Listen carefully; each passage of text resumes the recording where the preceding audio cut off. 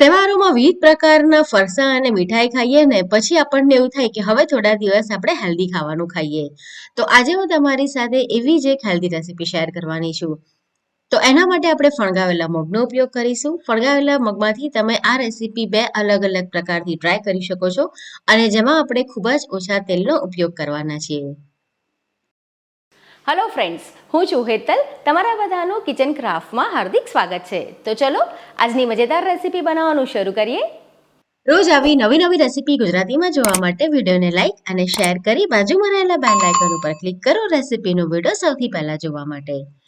તો અત્યારે મેં ફણગાવેલા મગ લીધા છે. મગને કેવી રીતે ફણગાવાય એની રેસીપી મેં તમારી સાથે અગાઉ ઘણીવાર શેર કરી છે. તો મેં અત્યારે ફણગાવેલા મગ 2 કપ ભરીને લીધા છે. મેં જે કપ ઉપયોગમાં લીધો છે ને 250 ml નો છે.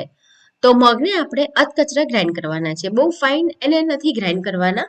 તો જરૂર મુજબ આપણે પાણી નાખીશું, લગભગ 2 થી 3 ચમચી જેટલું, અને એને આપણે ગ્રાઇન્ડ કરી લઈશું. અને ગ્રાઇન્ડ આપણે એને થોડા કરકરા રહે ને એ રીતે કરવાના છે. તો આ રીતનું એનું ટેક્સચર રહેશે. મેં અત્યારે જે ક્વોન્ટિટી લીધી છે એમાં તમે 2 થી 3 વ્યક્તિ માટે આ નાસ્તો બનાવીને તૈયાર કરી શકો છો. હવે આપણે એ જ મિક્સિંગ બાઉલની અંદર આદુ, મરચાં અને લસણને ગ્રાઇન્ડ કરી લઈશું. તમે જો લસણ ના ખાતા હો તો સ્કીપ કરી શકો. હવે આપણે 1/3 કપ સોજી અને 1/3 કપ ચોખાનો લોટ લેવાનો છે. માપ માટે તમે તમારા ઘરમાં રહેલા કોઈ પણ કપ કે વાટકી ઉપયોગમાં લઈ શકો. તો મેં 2 કપ ભરીને ફણગાવેલા મગ ગ્રાઇન્ડ કરીને રાખ્યા છે. તો એની સામે મેં 1/3 કપ સોજી અને 1/3 કપ ચોખાનો લોટ લીધો છે. તમારે ચોખાનો લોટ ના લેવો હોય અથવા તમારી પાસે ઘરમાં અવેલેબલ ના હોય તો તમે એના ભાગ જેટલી સોજી લઈ શકો. અને લગભગ 4 મોટી ચમચી જેટલું એની અંદર મેં દહીં ઉમેર્યું છે. દહીં આપણે થોડું ખાટું લેવાનું છે. તો મિક્સ કરી લઈશું અને સોજી અને ચોખાના લોટની સાથે. ચોખાના લોટના કારણે આપણે આ નાસ્તામાં એકદમ જ સરસ ક્રિસ્પીનેસ આવે છે. એટલે જો ઘરમાં હોય તો ચોક્કસથી એડ કરજો. તો જરૂર મુજબ પાણી નાખી આપણે એનું એક ખીરું તૈયાર કરી લેવાનું છે. અને ત્યાર પછી આપણે જે ફણગાવેલા મગ ગ્રાઇન્ડ કરીને રાખ્યા છે ને એને એની અંદર એડ કરી દઈશું. તો પાણી આપણે જરૂર પ્રમાણે થોડું થોડું નાખીશું.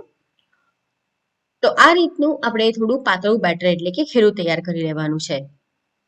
હું તમને અત્યારે એની કન્સિસ્ટન્સી બતાવું તો આ પ્રમાણેની કન્સિસ્ટન્સી રહેશે. અને હવે એની અંદર આપણે જે મગ ગ્રાઇન્ડ કર્યા છે એ ઉમેરી દઈએ. આટલી ક્વોન્ટિટીમાંથી તમે 2 થી 3 વ્યક્તિ માટે આ નાસ્તો તૈયાર કરી શકો છો. અને પાણી હંમેશા થોડું થોડું એડ કરવું, જેથી આપણું જે ખીરું એટલે કે બેટર છે એ ઢીલું ના થઈ જાય. જો ક્યારેક એવું થાય કે બેટર ઢીલું થઈ ગયું હોય તો તમે થોડી સોજી નાખી એને સેટ કરી શકો. આદુ, મરચાં અને લસણ ગ્રાઇન્ડ કરીને રાખ્યા હતા એ ઉમેરી દઈશું. અને થોડું પાણી હજુ મને જરૂર લાગે છે તો હું એડ કરું છું. મીઠું સ્વાદ પ્રમાણે ઉમેરવાનું છે. આમાં આપણે લાલ મરચાંનો ઉપયોગ બિલકુલ નથી કરવાના. તો તમારે જેટલી તીખાશ જોઈતી હોય એ પ્રમાણે તમારે લીલા મરચાંની ક્વોન્ટિટી લેવાની. તમે ઈચ્છો તો આની અંદર પાલકની ભાજીને ઝીણી સમારીને ઉમેરી શકો, મેથીની ભાજીને પણ ઝીણી સમારીને એડ કરી શકો. લીલું લસણ હોય તમારી પાસે કે લીલા કાંદાના પાન હોય તો એને પણ બારીક સમારી ઉમેરી શકાય. સોજી નાખી છે એટલે 15 મિનિટ માટે મેં એને રેસ્ટ આપ્યો હતો. અને રેસ્ટ આપ્યા પછી તમે એને ચેક કરી શકો. અને જો એવું લાગે કે કન્સિસ્ટન્સી જાડી થઈ ગઈ છે એટલે કે સોજીએ પાણી એબ્ઝોર્બ કર્યું છે વધારે પ્રમાણમાં, તો તમે થોડું પાણી ઉમેરી કન્સિસ્ટન્સીને સેટ કરી શકો છો. તો હવે આપણે એક બાઉલની અંદર જેટલું ખીરું ઉપયોગમાં લેવાનું છે અલગથી કાઢી દઈશું. કારણ કે આપણે આ રેસીપી બનાવવા માટે સોડાનો ઉપયોગ કરવાના છે. તો બધા જ ખીરાની અંદર સોડા નહીં નાખીએ, પણ જેટલું ખીરું આપણે ઉપયોગમાં લેવાનું છે એટલું જ ખીરું અલગ વાસણમાં કાઢી એની અંદર આપણે સોડા ઉમેરીશું. તો અત્યારે મેં એની અંદર 1/2 ટીસ્પૂન જેટલો સોડા નાખ્યો છે. અને એની અંદર થોડું પાણી નાખીશું અને એક્ટિવેટ કરવા માટે તમે લીંબુનો રસ પણ નાખી શકો. બરાબર મિક્સ કરી લેવાનું છે. સોડા ઉમેરો એટલે એકદમ હલકા હાથે મિક્સ કરવું અને એક જ દિશામાં એને ગોળ ફરાવતા રહેવું, જેથી જે એર બબલ થયા હોય એટલે કે એર પોકેટ થયા હોય, હવા ભરાઈ હોય, નીકળી ના જાય. સૌથી પહેલા આપણે અપમ પાત્ર લઈશું. તો આ નોનસ્ટિક અપમ પાત્ર છે, પણ આપણો નાસ્તો એકદમ સરસ ક્રિસ્પી બને એટલા માટે હું એની અંદર થોડું તેલ લગાડું છું.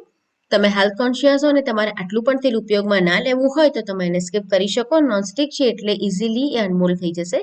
હવે ચમચીની મદદથી જે બેટર આપણે સોડા નાખીને તૈયાર કર્યું છે એની અંદર ફિલ કરી દેવાનું છે. તો આ પ્રમાણે તમે એકદમ જ સરસ હેલ્ધી અપમ બનાવી શકો છો. મેં ફક્ત ફણગાવેલા મગ લીધા છે. તમે મિક્સ કઠોળને ફણગાવીને પણ ઉપયોગમાં લઈ શકો. કવર ઢાંકીને આપણે સ્લો ફ્લેમ પર એને રહેવા દઈશું. 3 થી 4 મિનિટ થાય એટલે આપણે એને પલટાવી લેવાના છે.